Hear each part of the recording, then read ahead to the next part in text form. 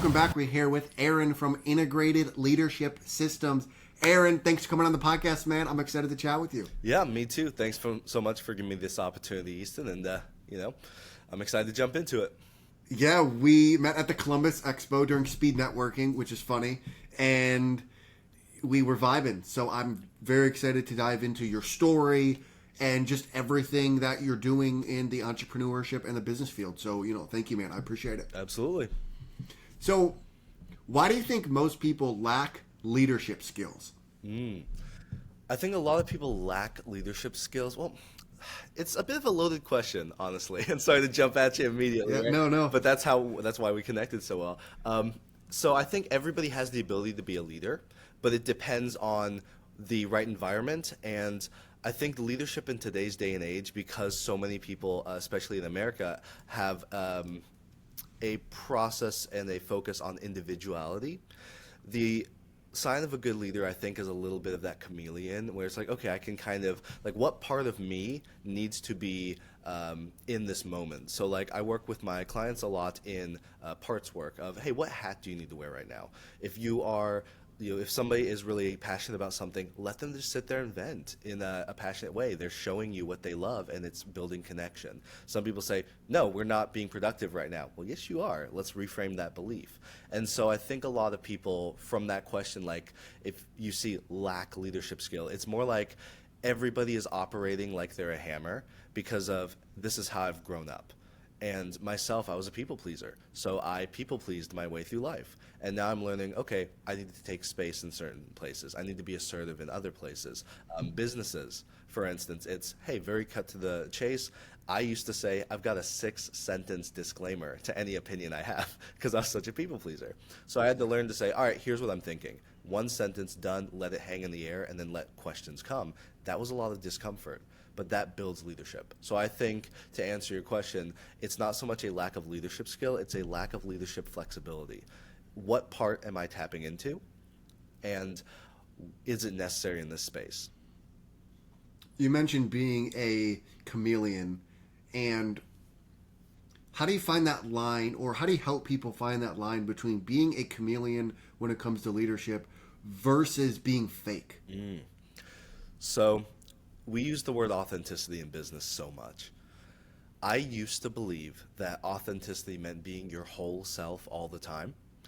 And I've come to realize that it actually means having a lifestyle that honors all your parts. So for instance, is this recording being shown or is it just audio? Recording as well. Okay, so I'm going to turn my camera here, and right behind me, I have a mannequin that's holding some Renaissance pieces. So let me adjust my camera. There we go. So I'm a theater kid. Right, and I get up on stages and I say, I love wearing pieces of armor. I craft my mushroom hat that my mannequin was wearing, etc. And I say, well, I'm not going to show up here in a suit of armor. I love doing that for the Renaissance Fair, but if I'm on a stage or something, I'm not going to do that. That's not necessary. However, that's a part of me. And so some clients, I'll be right here talking with somebody, and I'll say, hey, tell me your story. And I had with this one person, they said, well, I actually grew up in theater, and now I'm in HR. And I said, hold on. And I turned my camera, and we immediately click, right? So I was inviting them into a piece of myself. But it was not necessary to leave every client and say, hey, I'm a theater kid, don't worry. But there's moments where you say, oh, this is relevant. Here's a story of my past. So really it's there is a common ground in every single person you meet. It's just, can you get to it? And so when it comes to leadership, it's, oh, can I tap into this authentic piece of myself? Because I was talking with a person about lazy employees, and it was actually this week, and they're talking about lazy employees, and they get upset when employees are disrespectful or are not like hardworking. And I say, well, what do you think that they're valuing? And basically the client that I have, they value duty. They say, this is my business and it's my duty to serve.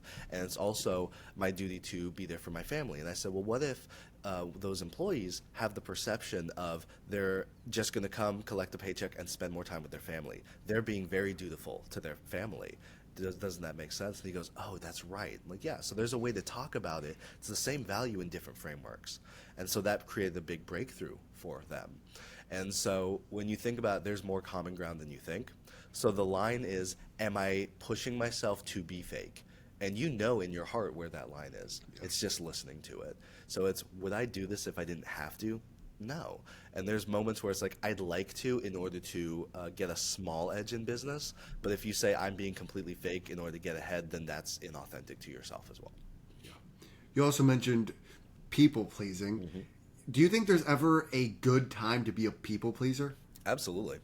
Yeah, absolutely. So the strength of people pleasing is, hey, I care. I'm going to take an extra step towards you. Healthcare workers, it's full of people pleasing because you got into it because you care. Or you say, you know, I watched my family member struggle and the doctors like really gave them support and help. I want to do that.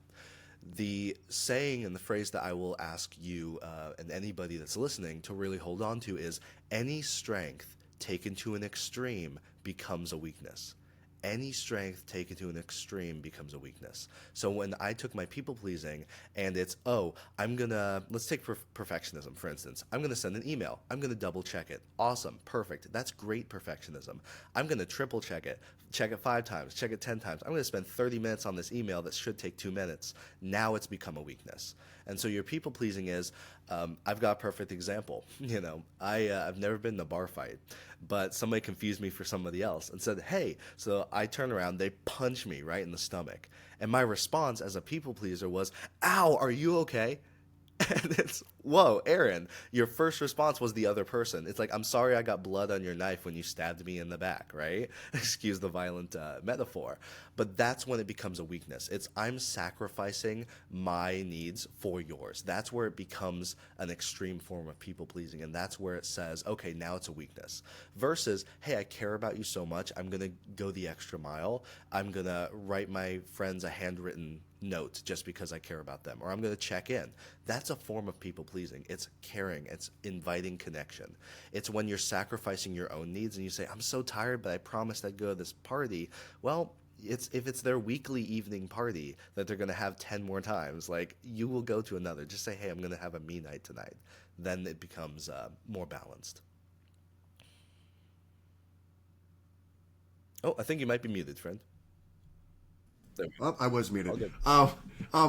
Like on that same note, do you think someone that has no empathy or lacks empathy can still be a good leader?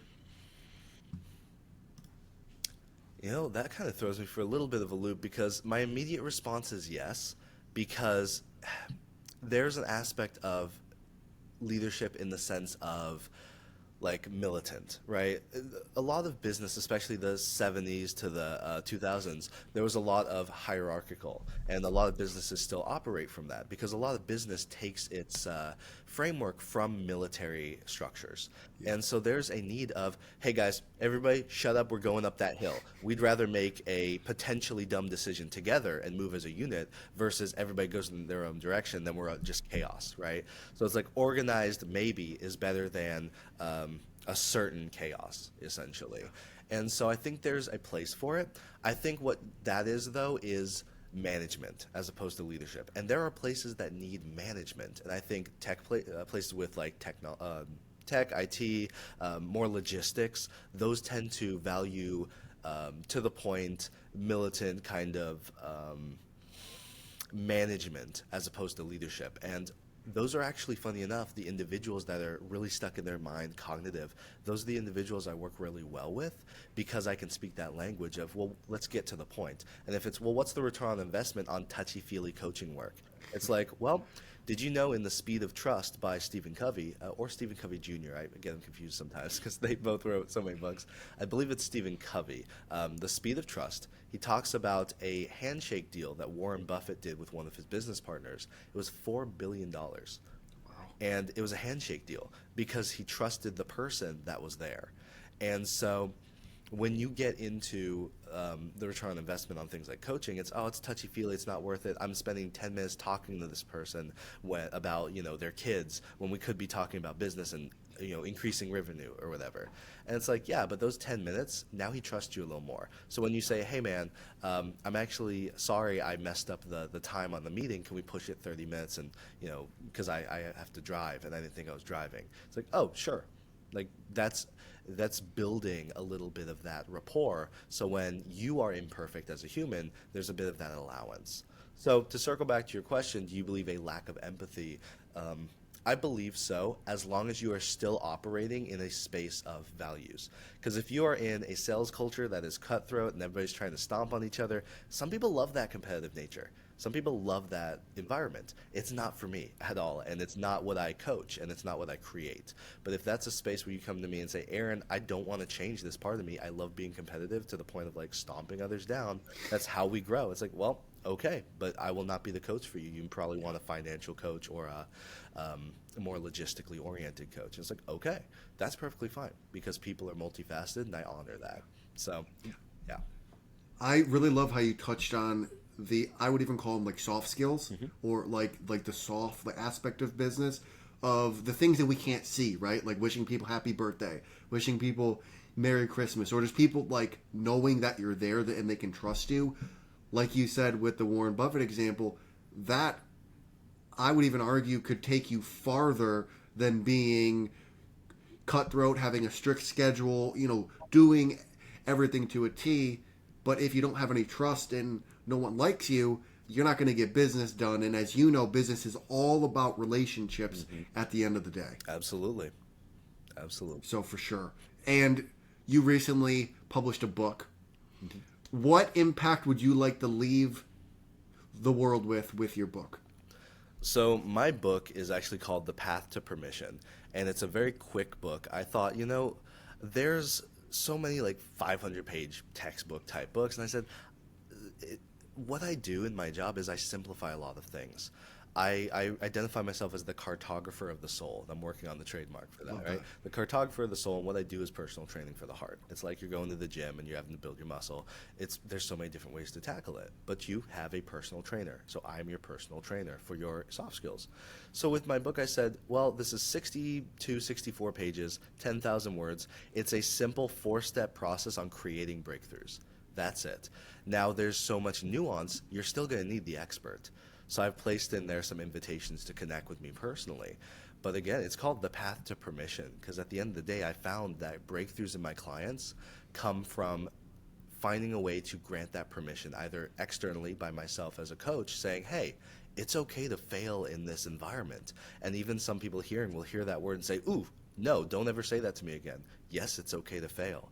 Failure means something different to everybody. Discomfort is not danger. And so when I create a zone, a space where I can help clients to find pieces of themselves and find what's authentic, just like, for instance, you said, what if there's somebody with lack of empathy, or they say, well, I'm just so passionate about this concept, I talk over people in meetings. It's like, okay, that's perfectly fine. They go, no, it's not. I can't be talking over people. It makes me bad. It's like, no. No, it doesn't. It means you're passionate. Now let's just find the ways and the environments where people just say, hey, can I vent for like 10 minutes, guys? I have a lot to say about this topic. Boom. Immediately you've been granted permission by your team, and then you feel so much safer and you build more of that trust. Because you say, oh, they're going to let me be a little bit more me. And you slowly build into that to where you're being yourself and honoring all your parts in your life. So that's kind of what I touch on in my book. Again, The Path to Permission. It's on Amazon. I've got a special link for those listening I sent to Easton, and so I don't know if it'll be in the description, things like that. But connect with me, and I've got that link for you, and we can fandangle something as well. But yeah, I mean, it really is just quick to the point. Hey, find a way to grant this permission to people, either yourself internally or from others, or granting it towards others, and then you see people soar and really move into themselves. I think that's a huge problem, I think, in today's society is we don't think that we can ask, or that we can ask for help. We can ask certain things. I feel like a lot of people try to do things themselves, right? Like they try to just bull rush through things and, push as hard as they can. But if they asked for help or they just asked the question, I feel like a lot of people would be more willing to say yes. Absolutely. I'm finding in my life currently, in the stage, in the season that I'm living in right now, again, I mentioned that I was a people pleaser, so I'm finding spaces to like move more and take more space, but I'm worried, I have the fear, right, of, oh, what if I stomp on somebody's feelings, right? And so I don't want to go too far. It's like Icarus. We talk about flying too close to the sun, But in that mythology, they also warn Icarus of not flying too low, too close to the water, or his wings would get soaked and he'd fall and drown. And so there's a balance of don't fly too high, but don't fly too low. Find what's comfortable. And so in that way, it's building on that and finding that authenticity again of just, hey, where am I right now? I want to take more space and I want to grant myself that permission. It's okay to say, hey, how did this feel? I tried something different. And again, that's a way of finding that permission. It's really just building data points to challenge that dysfunctional belief you have of, myself, hey, I'm scared of stomping on people's feelings if I ask for my needs to be met. And it's like, whoa, Aaron, you can ask for your needs to be met. It's like, okay, I'll try that once or twice, and then you start to say, oh, it's actually safe to do this. So people tolerate a lot more than you think they do, in both the positive and negative ways. So be careful with what you do with that. But in general, people are resilient. Human beings are resilient. We're built for survival and we're built for struggle. So we make it through. And so people can tolerate a lot more than you think. So try a couple things and say, if you feel an awkward, cringy moment with your friends, say, hey, what happened there? Help me grow. It's like, all right, well, here's what happened. Okay, I'll try this next time. Simple as that. Absolutely. And what did you have to sacrifice to become successful? Oh, man. Comfort. Simple as that. What we say in our business is you're either comfortable or you're growing. I had to learn to consistently move into spaces of discomfort. I find my balance and I guide my clients towards a balance of about 10% discomfort. So if you're wanting to grow, okay, find out what's 10% uncomfortable. And then that becomes a habit. You become, that grows your capacity to that stage. And then you say, what's 10% from that point now? So if it's public speaking, for instance, if I can do 10 minutes of a slide deck with my coworker, for an hour presentation, I'll do 10 minutes of it. Okay, then eventually I'll do 30 minutes of it. Then eventually I'll do the whole hour, and they'll shadow me, they'll give me feedback, and now it's okay. I'll just take over that 1 hour presentation. Simple as that. And so however, I do want to stress, when I say sacrifice comfort, that doesn't mean I'm never comfortable. I also had to deal with the discomfort of when I lean into my balance, especially as a people pleaser, and I have days that are just me days, spa days, and relaxing and saying, Aaron, you're not being productive today. Yes. That's another form of discomfort. I am leaning into, I'm going to have a relaxing day, but it's still discomfort because I'm having to grant myself that capacity and that growth to say, Aaron, it's okay to not do anything today. And so I'm still leaning into discomfort in that way. So I just want to stress that when I say I sacrifice comfort, I'm not sacrificing relaxation or recharge. And I think a lot of people may hear that and say, all right, perfect, I'm on the right path because I'm burnt out 24/7. No, that's flying too close to the sun. So other way around, go closer to the water. So a lot of entrepreneurs can relate to what you're saying, because I feel like we all have this grinding hustle culture. We have to be working 24/7, 7 days a week, all the time, no breaks. And I think a lot of people can relate to, they're watching TV for 3 hours, but their mind's still running about how they're lazy and they're unproductive and they're not getting anything done. But like you said, giving yourself a day off is what's going to even make you more productive those 6 or 5 days out of the week. And I just think it's very relatable. And I think a lot of entrepreneurs don't talk about that because they want this idea of I am a worker, when you might need to take a day off to be that best version of yourself. Absolutely. And as people have said, and I think there's a trend with this specific language, but we always say hey, diamonds are made under pressure, but bread rises when it rests. And so you have to find, I tell my clients, I'm you're somewhere between diamond and bread right now. You got to find your balance, right? Yeah. And so that's why I work with individuals on finding their unique framework, which is something I talk about in my book, The Path to Permission, is find their unique framework.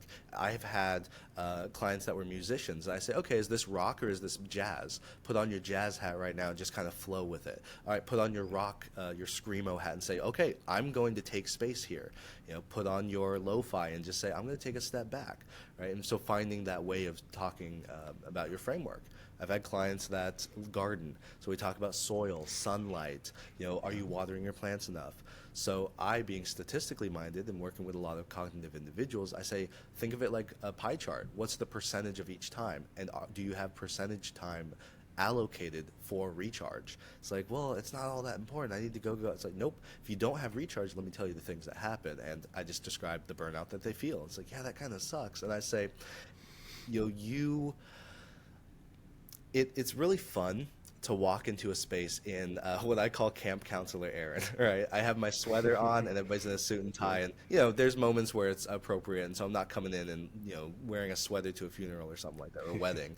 But if it's a general networking and I'm in something comfortable, a polo, I'm a little more relaxed, and I can tell the people that are really high strung that are my age, in the 30s area, and they're trying too hard, and you can tell. And so I sit there, I'm like, I don't try too hard.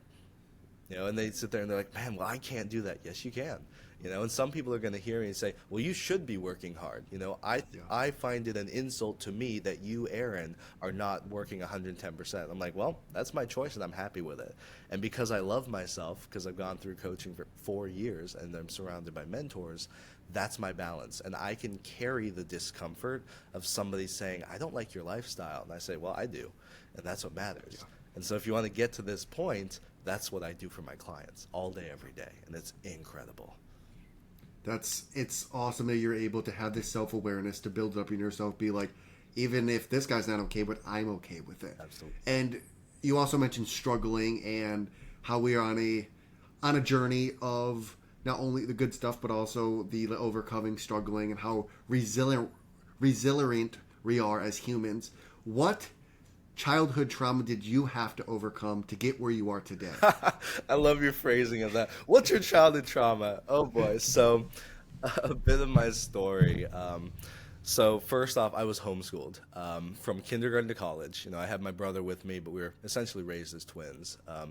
And I was raised by my mother, who came from the Philippines. And so you may have heard that stereotypical phrase, the tiger mom. And it's that Asian stereotype of, oh, you can't have dinner until you finish this piano ballad. And it wasn't that extreme. It was, there's a lot of love in my home, but because my mom grew up where scholastic achievement got her out of the Philippines, it saved her life, she pushed that onto her children. However, because of that, we had 3 grades in my homeschooling life. We had A, B, and F. So anything less than 80% was considered a failure.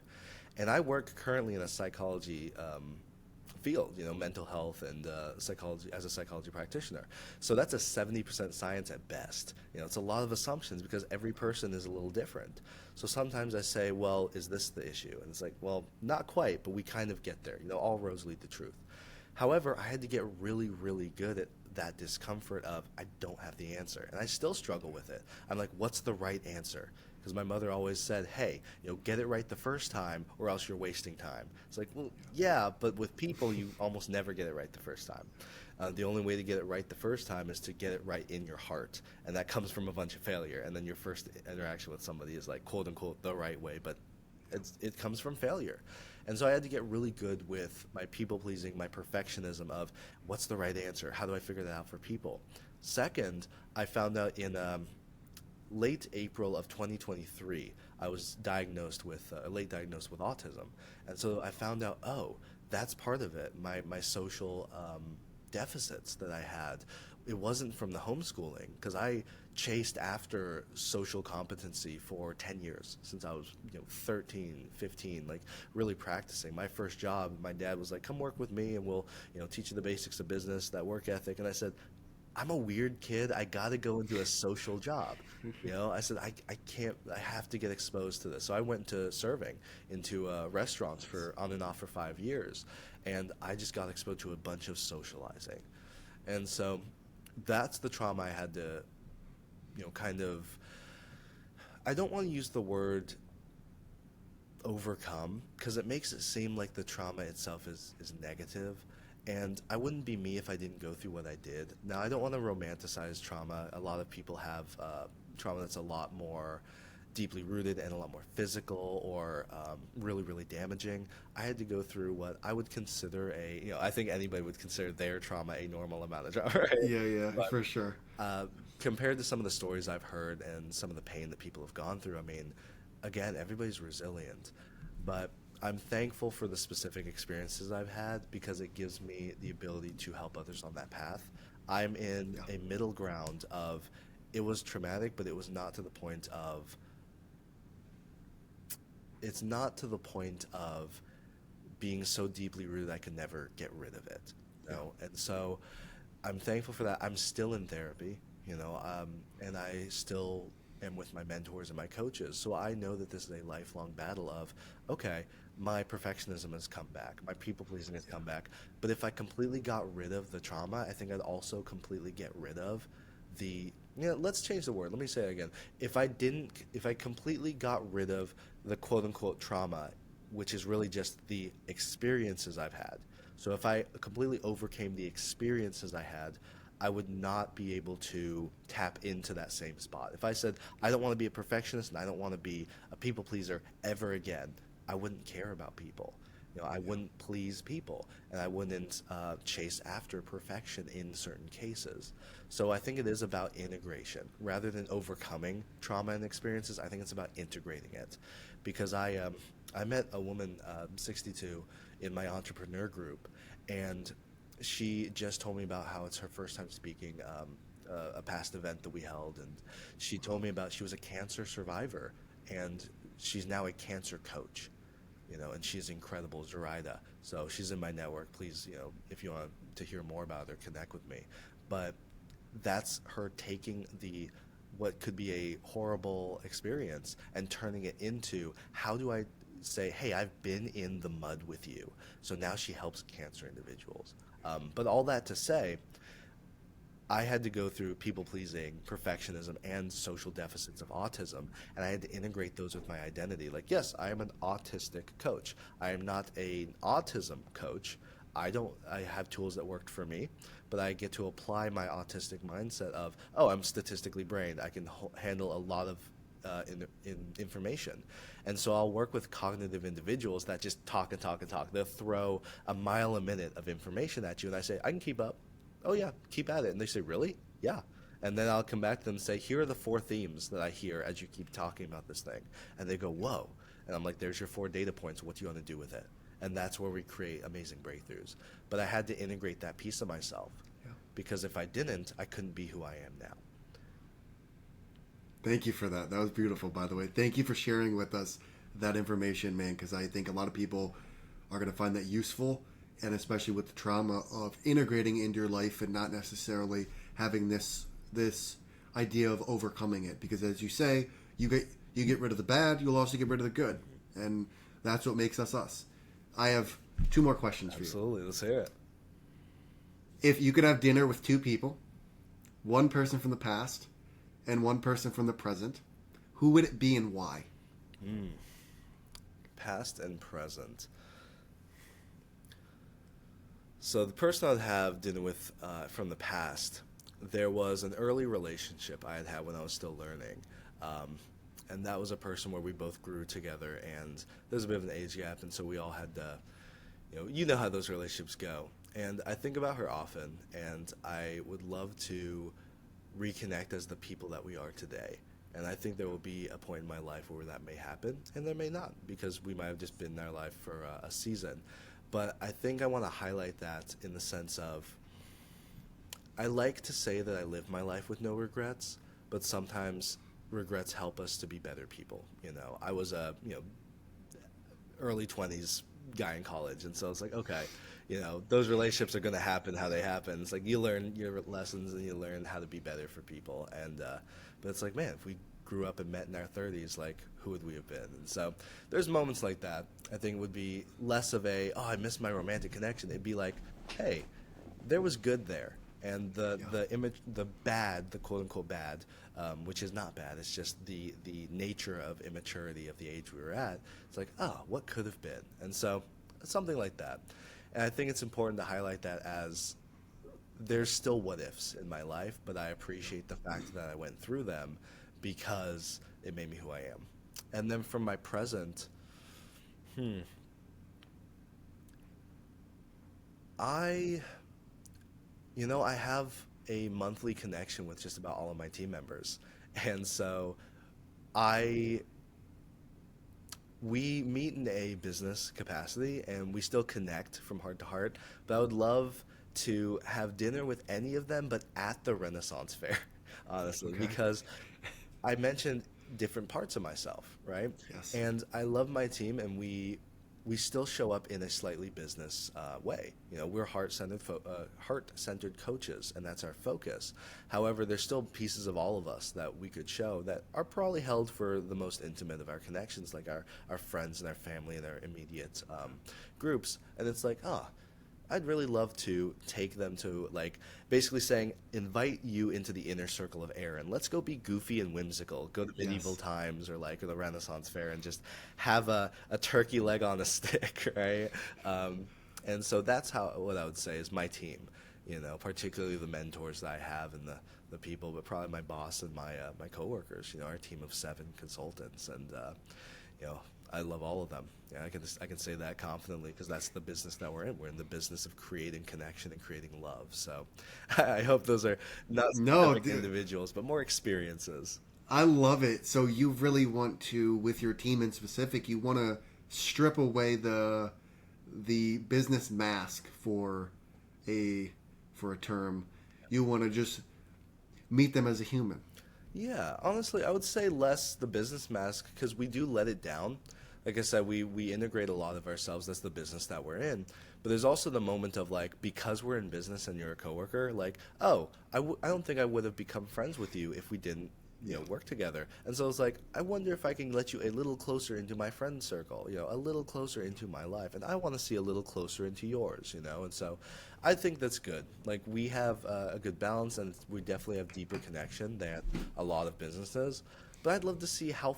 I guess it's a bit of a scientist mind, a bit of an Yeah. experimentalist. Of I'm like, how far can I stretch it though? Like how integrated, how friendly can we get? And part of it's natural. The other is like, oh, I just wonder. So For sure. I have one more question for Yeah. you. Why did you decide to partner with us and offer the discounts? So my goal is to change the world, and regardless of where I am and what environment and what people, I am changing the world. I am the cartographer of the soul, and what I do is, personal training for the heart. I have my book, I have my influence, I have my social media. I am changing the world. I want to invite as many people as possible to be a part of that change, and I want to help as many people as possible find their authenticity, be in love with who they are, and be able to use those strengths to serve in whatever framework they fall under. So I want to say something like, a lot of people say something like this and they say, oh, to serve God or whatever religion. I actually have multiple different religious texts in my home. I have the Quran, the Bhagavad Gita, spell books, Bibles, etc. And so I want you to, as the listener, hear me saying, I want to work with you to be called towards the direction you want to be. Whatever framework you have, if you say the collective, the universe, energy, fate, God, religion, whatever, I want you to tap further into that. And that's what I help people do. So whatever resonates with you, I want you to resonate further through work with me. And that's what changes the world. Beautiful. Well, Aaron, those are the questions I have for you. How can people find you? And you kind of already answered this one, but what do you want to leave people with? Yeah, find me on LinkedIn. Connect with me. Every person that connects with me, I try to say, hey, let's schedule a connection call, 30 minutes. I want to hear your story. I want to hear how you got to where you're at. I want to trade my story, tell you a little bit more if there's anything specific that really inspired you. Talk more about my book and just find a way that I can add value to your life. Even if we don't end up working together, if you're curious about coaching, I want to direct you to other people that might have different styles of coaching that might help you. If you have, goals of just, if you're curious, leave with curiosity. Let's connect. That's my goal is how can I be a resource and how can I create value for you? So connect with me on LinkedIn, and then you can find my book, The Path to Permission. I have a custom link that you'll find from Easton's description here, get you a little bit off, or you can find it on Amazon. And I think Goodreads, Barnes & Noble, and all the places. So the goal is help as many people as possible, right? So, but find me on LinkedIn. Let's connect and let's make magic happen. Aaron, I just want to say thank you for coming on the podcast, sharing your story. I always love business is cool, but I love diving deep into you as a human. You got vulnerable, which I always love when people do. And thank you for, just having the vulnerability and the courage to share that with people, because it will impact people's lives. So I just want to say thank you for that. Thank you for coming on the podcast. And I'm excited to work together and keep growing in the future. So thank you, man. I appreciate you. Absolutely. Thanks for highlighting me on your podcast and giving me the chance to help. If anybody in the audience got something out of this, and I know you did, so that alone is, hey, we impacted somebody, we made a change. So I really appreciate the chance. So thank you, man.